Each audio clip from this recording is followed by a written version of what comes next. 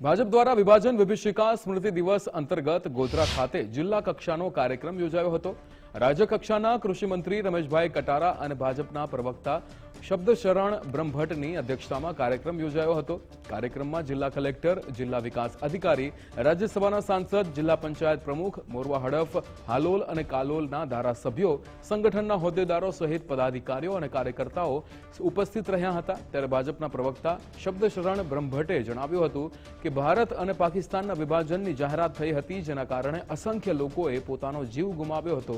હજારો નાગરિકોએ મુસાફરી કરી સ્થળાંતર કર્યું હતું। 15મી ઓગસ્ટ 1947ના દિવસે ભારત આઝાદ થયો, એના આગલા દિવસે એટલે 14મી ઓગસ્ટે જે દિવસે પાકિસ્તાન આઝાદ થયું, આ 14મી ઓગસ્ટે ભારતની સરહદ તરફ પ્રવેશ કરી રહેલા હજારો નાગરિકો ઉપર જે અત્યાચાર થયા,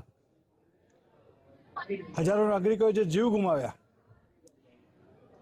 એની કહાની એટલે વિભાજન વિભીષિકા સ્મૃતિ દિવસ છે।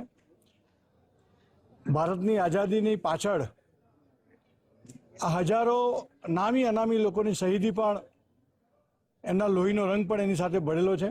અને એટલે આગામી પેઢી પણ એ જાણે કે આ આઝાદી અમસ્તી નથી મળી,